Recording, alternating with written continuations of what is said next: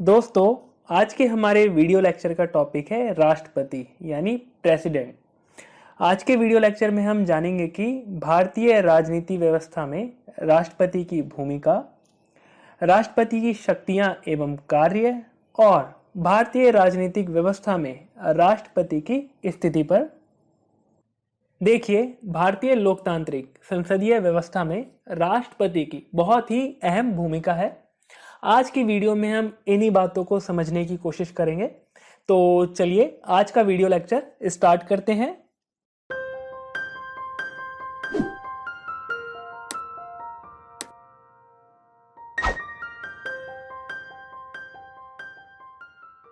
नमस्कार दोस्तों, सबसे पहले हम राष्ट्रपति की भूमिका को समझने की कोशिश करते हैं। देखिए, भारतीय संघ की कार्यपालिका यानी कि एग्जीक्यूटिव के हेड को राष्ट्रपति कहा जाता है। संघ की कार्यपालिका शक्ति राष्ट्रपति में निहित है। भारत में संसदीय शासन प्रणाली प्रचलित है, इसीलिए राष्ट्रपति कार्यपालिका का औपचारिक प्रधान होता है और मंत्रिमंडल का वास्तविक कार्यकारी। औपचारिक प्रधान होने के कारण हमारी शासन व्यवस्था के अंतर्गत राष्ट्रपति को वास्तविक शक्तियां नहीं दी गई हैं तथा उसके पद को सत्ता और गरिमा से युक्त जरूर बनाया गया है। राष्ट्रपति राज्य का शक्तिशाली शासक होने की अपेक्षा भारतीय राज्य की एकता का प्रतीक है। राष्ट्रपति की स्थिति वैधानिक अध्यक्ष की है, फिर भी शासन में उसका पद एक धुरी के समान होता है जो किसी संकट में संवैधानिक व्यवस्थाओं को बनाने की कोशिश करता है। सही मायनों में राष्ट्रपति का पद गौरव, गरिमा एवं प्रतिष्ठा का है। शान, शक्ति और गौरव की दृष्टि से तो राष्ट्रपति राष्ट्र के प्रथम व्यक्ति हैं ही। वहीं हम दूसरी तरफ देखें तो संवैधानिक प्रावधानों के उपरांत भी राष्ट्रपति का पद उसके संवैधानिक और राजनीतिज्ञ दायित्व एवं राजनीतिक संस्था के रूप में उसकी भूमिका अभी भी वाद विवाद का विषय बनी हुई है। दोस्तों, राष्ट्रपति पद के लिए कुछ योग्यताएं भी हैं। अब थोड़ा इसको समझते हैं। देखिए, वह व्यक्ति भारत का नागरिक होना चाहिए जो राष्ट्रपति बनेगा। उसकी एज 35 साल से कम ना हो। उसमें वे सभी योग्यताएं होनी चाहिए जो लोकसभा के सदस्य बनने के लिए आवश्यक हैं और वह किसी लाभ पद पर ना हो। देखिए, राष्ट्रपति का कार्यकाल भारत में 5 सालों का है और वह दोबारा भी चुना जा सकता है। संविधान के अंतर्गत राष्ट्रपति बार बार निर्वाचित हो सकते हैं, लेकिन अगर हम अमेरिका के संविधान में देखें तो वहां पर जो राष्ट्रपति है केवल 2 बार ही उस पद पर बना रह सकता है, चुना जा सकता है। जैसे कि डोनाल्ड ट्रम्प है, अगर वो चाहे वहां की जनता सपोर्ट करती है अमेरिका की तो वो दोबारा भी राष्ट्रपति बन सकते हैं, लेकिन 2 बार से ज्यादा वो नहीं बन सकते। भारत में राष्ट्रपति का पद 3 कारणों से खाली हो सकता है। पहला है कि राष्ट्रपति खुद ही अपना त्याग पत्र दे दे। दूसरा है कि किसी दुर्घटना में राष्ट्रपति की डेथ हो जाती है तो उस सिचुएशन में। और तीसरा, उसे महाभियोग द्वारा पद से हटाया जा सकता है। दोस्तों, अब हम राष्ट्रपति की शक्तियां एवं कार्यों के बारे में जानते हैं। देखिए, कानून के जानकारों के अनुसार भारतीय राष्ट्रपति सर्वशक्तिमान है, जबकि राजनीतिक शक्तियों को अगर हम उसकी देखते हैं तो यह केवल एक संवैधानिक अध्यक्ष की स्थिति में है जो कि अपनी शक्ति के बजाय प्रभाव का प्रयोग करते हैं। संविधान के आर्टिकल 53 के अनुसार संघ की कार्यपालिका शक्ति राष्ट्रपति में निहित होगी, जिसका इस्तेमाल वह स्वयं या अपने अधीनस्थ अधिकारियों द्वारा करेगा। संविधान के प्रावधानों के अनुसार अगर हम देखें तो राष्ट्रपति को काफी सारी शक्तियां दी गई हैं, जिसको हम बेसिकली 2 कैटेगरी में बांट सकते हैं। एक है शांतिकालीन शक्तियां और दूसरा है आपातकालीन शक्तियां। शांतिकालीन शक्तियों में कार्यपालिका शक्तियां, विधायी शक्तियां, वित्तीय शक्तियां, न्यायिक शक्तियां, सैन्य शक्तियां, राजनयिक शक्तियां प्रमुख है। अब चलिए इस पे एक एक करके बात करते हैं और इन शक्तियों को समझने की कोशिश करते हैं। फर्स्ट है कार्यपालिका शक्तियां। देखिए, प्रशासन का औपचारिक मुखिया होने के नाते सरकार के सभी काम राष्ट्रपति के नाम पर किए जाते हैं। वह प्रधानमंत्री की नियुक्ति एवं उसे पद से हटाते हैं। वह महान्यायवादी, सर्वोच्च एवं उच्च न्यायालयों के मुख्य न्यायाधीशों, वित्त आयोग, संघ सेवा आयोग, मुख्य चुनाव आयोग तथा अन्य आयोगों के सदस्यों की नियुक्ति करते हैं। नेक्स्ट है विधायी शक्ति। देखिए, राष्ट्रपति संसद का एक अभिन्न अंग है।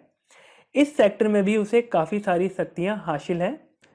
जैसे संविधान के अनुच्छेद 85 एवं 108 में यह प्रावधान है कि संसद का अधिवेशन बुलाने, उसे स्थगित करने, लोकसभा को भंग करने, संसद के दोनों सदनों का संयुक्त अधिवेशन बुलाने, दोनों सदनों में गतिरोध होने पर संयुक्त अधिवेशन बुलाने की शक्ति राष्ट्रपति को है। अनुच्छेद 86 में यह प्रावधान है कि संसद के एक या दोनों सदनों में अभिभाषण देने, इस उद्देश्य से सांसदों की उपस्थिति सुनिश्चित करने, किसी सदन को संदेश भेजने का अधिकार है राष्ट्रपति को। इस संदेश का संबंध किसी सदन में प्रस्तुत किए विधेयक एवं किसी अन्य मामले में भी हो सकता है। अनुच्छेद 87 के अनुसार प्रत्येक सामान्य चुनाव जनरल इलेक्शन के बाद तथा प्रत्येक वर्ष संसद के पहले अधिवेशन को संबोधित करने का अधिकार है। अनुच्छेद 331 और 334 के अनुसार राज्यसभा में राष्ट्रपति को 12 सदस्यों को मनोनीत करने का अधिकार है। देखिए, कुछ प्रतिवेदनों को संसद के पटल पर रखने का अधिकार और दायित्व राष्ट्रपति का होता है।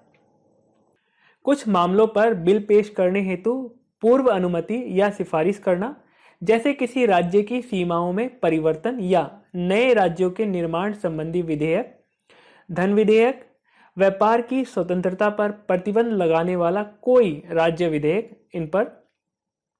इस पॉइंट में अगला बिंदु है संसद द्वारा पारित विधेयकों को स्वीकृति देना, रोकना। धन विधेयक को छोड़कर अगर राष्ट्रपति किसी संदेश या संशोधन सहित विधेयक संसद को लौटाते हैं और संसद के दोनों सदन संशोधन स्वीकार या अस्वीकार करके पुनः पारित कर देते हैं, तो राष्ट्रपति के पास इसके अतिरिक्त कोई विकल्प नहीं होता कि वह उसे अनुमति दे दे। देखिए, अनुच्छेद 123 के अनुसार अगर संसद के किसी भी सदन का अधिवेशन ना हो रहा हो तो अध्यादेश जारी करके कानून बनाया जा सकता है। इस शक्ति का प्रयोग मंत्रिमंडल के सलाह से ही राष्ट्रपति करते हैं और जैसे ही संसद का अधिवेशन आरंभ होता है 6 सप्ताह के भीतर भीतर इसे पारित किया जाना चाहिए। अगर संसद ऐसा ना करे या ना कर सके तो अध्यादेश समाप्त हो जाता है। नेक्स्ट है वित्तीय शक्तियां। राष्ट्रपति की कई सारी वित्तीय शक्तियां हैं, जैसे कि धन विधेयकों को पूर्व स्वीकृति देना। कोई भी धन विधेयक राष्ट्रपति की पूर्व स्वीकृति के बिना लोकसभा में प्रस्तावित नहीं किया जा सकता। धन विधेयक सदा सरकार द्वारा ही प्रस्तावित होते हैं। बजट प्रस्तुत करना। देखिए, राष्ट्रपति हर साल देश के आय व्यय का ब्यौरा बजट के रूप में संसद के सामने वित्त मंत्री के द्वारा प्रस्तुत कराते हैं। राष्ट्रपति की अनुमति से पूरक बजट के रूप में संसद से धन व्यय करने की स्वीकृति पुनः प्राप्त की जा सकती है। इसमें अगला बिंदु है राष्ट्रपति का आकस्मिकता निधि पर अधिकार। देखिए, यदि कभी कोई आकस्मिक कार्य के लिए धन की तुरंत आवश्यकता अनुभव हो तो राष्ट्रपति आकस्मिकता निधि में से धन व्यय कर सकने का अधिकार रखता है। इसके लिए उसे संसद से स्वीकृति लेना आवश्यक नहीं है। इसमें अगला बिंदु है वित्त आयोग की नियुक्ति। राष्ट्रपति को वित्त आयोग की नियुक्ति करने का भी अधिकार प्राप्त है। यह आयोग केंद्र सरकार की आय को केंद्र व राज्य सरकारों में वितरित करने का आधार निश्चित करता है। इसके अतिरिक्त वित्त आयोग यह भी सिफारिश करता है कि केंद्र को विभिन्न राज्यों को कितनी सहायता करनी चाहिए। इस पॉइंट का अगला बिंदु है महालेख परीक्षक की नियुक्ति। भारत के इस महत्वपूर्ण पदाधिकारी की नियुक्ति भी राष्ट्रपति करते हैं। सरकारी हिसाब किताब की जांच की रिपोर्ट भारत का महालेख परीक्षक ही राष्ट्रपति के सम्मुख प्रस्तुत करता है। नेक्स्ट पावर है न्यायिक शक्तियां। देखिए, संविधान के अनुच्छेद 72 के अनुसार राष्ट्रपति को कोर्ट मार्शल द्वारा दंडित मामलों, संघीय व समवर्ती सूची में प्रदत्त कानूनों के उल्लंघन से उत्पन्न मामलों एवं सभी मृत्युदंड के मामलों में दंड पर क्षमा, प्रतिलंबन, रोक, निलंबन और कम करने की शक्ति प्रदान की गई है। नेक्स्ट पावर है सैन्य शक्तियां। राष्ट्रपति सुरक्षा सेवाओं का प्रधान सेनापति है। भले ही सुरक्षा सेनाओं की प्रधान शक्ति राष्ट्रपति के पास है, लेकिन संविधान के अंतर्गत इस शक्ति जैसे कि युद्ध की घोषणा करना को विधि द्वारा नियंत्रित किया गया है। इसीलिए अमेरिका के राष्ट्रपति की तरह भारत के राष्ट्रपति की भी यह शक्ति असीमित नहीं है, उस पर संसदीय नियंत्रण है। नेक्स्ट पावर है राजनयिक शक्तियां। देखिए, राष्ट्रपति विदेशों में देश का प्रतिनिधित्व करते हैं। वे राजदूतों, राजनयिक प्रतिनिधियों तथा वाणिज्य दूतों की नियुक्ति करते हैं। वे विदेशों के राजनयिक प्रतिनिधियों के प्रमाण पत्रों को स्वीकार करते हैं। अंतर्राष्ट्रीय संधियां, समझौते एवं बातचीत राष्ट्रपति के ही नाम से किए जाते हैं, लेकिन व्यवहार में ये तभी लागू होते हैं जब इन पर संसद की स्वीकृति मिल जाती है। इसके अलावा राष्ट्रपति की कुछ अन्य शक्तियां भी हैं, जैसे कि कुछ मुद्दों पर नियम एवं विनियम बनाने की शक्ति। फॉर एग्जाम्पल, संघ लोक सेवा आयोग के सदस्यों का कार्यकाल एवं सेवा शर्तें, संसद के दोनों सदनों के संयुक्त अधिवेशन संबंधी प्रक्रिया इत्यादि। किसी भी सार्वजनिक महत्व के मामले को परामर्श हेतु सर्वोच्च न्यायालय को सौंपना तथा प्रत्येक राज्य एवं केंद्र शासित प्रदेशों में अनुसूचित जातियों एवं जनजातियों की सूचियां बनाना और अधिसूचित करना। सेकंड जो सबसे इंपॉर्टेंट शक्ति है राष्ट्रपति की, वो है आपातकालीन शक्तियां। अनुच्छेद 352 में यह प्रावधान है कि युद्ध, आक्रमण एवं सशस्त्र विद्रोह से भारत या उसके राज्य क्षेत्र के किसी भूभाग की सुरक्षा संकट में है तो राष्ट्रपति आपात स्थिति की घोषणा कर सकते हैं। यह उद्घोषणा ऐसी किसी घटना के वास्तव में घटने से पहले भी की जा सकती है, यानी कि जब ऐसी घटना घटने की कोई आशंका हो। देखिए, अनुच्छेद 356 में यह प्रावधान किया गया है कि यदि किसी राज्य का कार्य संविधान की धाराओं के अनुकूल नहीं चल रहा है तो उस राज्य में आपातकाल की स्थिति की घोषणा की जा सकती है। इसमें अगला बिंदु है वित्तीय आपात स्थिति की उद्घोषणा की शक्ति। देखिए, जब ऐसा लगने लगे कि ऐसी स्थिति उत्पन्न हो सकती है जिससे भारत या उसके किसी भूभाग के क्षेत्र में वित्तीय हालात खराब हो सकते हैं, तो इस आपातकाल की उद्घोषणा की जा सकती है। दोस्तों, ये थी राष्ट्रपति की शक्तियां एवं कार्य। अब हम राष्ट्रपति की भारतीय शासन व्यवस्था में क्या स्थिति है उसको समझते हैं। देखिए, अभी हमने राष्ट्रपति की जिन शक्तियों पर बात करी, अगर हम उनको देखते हैं तो हमें लगता है कि राष्ट्रपति देश के वास्तविक तथा संवैधानिक प्रधान है, लेकिन अगर उनकी वास्तविक स्थिति को देखा जाए तो ऐसा बिल्कुल भी नहीं है। इसलिए भारतीय राष्ट्रपति की वास्तविक स्थिति का निर्धारण एक अत्यधिक विवादग्रस्त प्रश्न है। संविधान के अनुच्छेद 53 के अनुसार राष्ट्रपति को जो शक्तियां दी गई हैं, व्यवहार में वह स्वयं के विवेक के आधार पर इन शक्तियों का प्रयोग कर सकते हैं। इसी तरह अनुच्छेद 74(1) में निहित शक्तियों के अनुसार राष्ट्रपति मंत्री परिषद की सलाह मानने के लिए बाध्य नहीं होगा। वह चाहे तो वास्तविक शासक बन सकता है। प्रारूप समिति के वैधानिक सलाहकार BN राव इस कॉन्टेक्स्ट में लिखते हैं कि संविधान राष्ट्रपति का कोई ऐसा वैधानिक उत्तरदायित्व निश्चित नहीं करता है कि वह मंत्रियों की सलाह के आधार पर कार्य करेगा। क्या वह और किसी सीमा तक ऐसा करने के लिए बाध्य होगा, यह एक परंपरा का विषय है। संविधान सभा के अध्यक्ष डॉक्टर राजेंद्र प्रसाद का भी यही विचार था कि अनुच्छेद 74(1) यह नहीं कहता कि राष्ट्रपति को मंत्रियों की सलाह माननी होगी।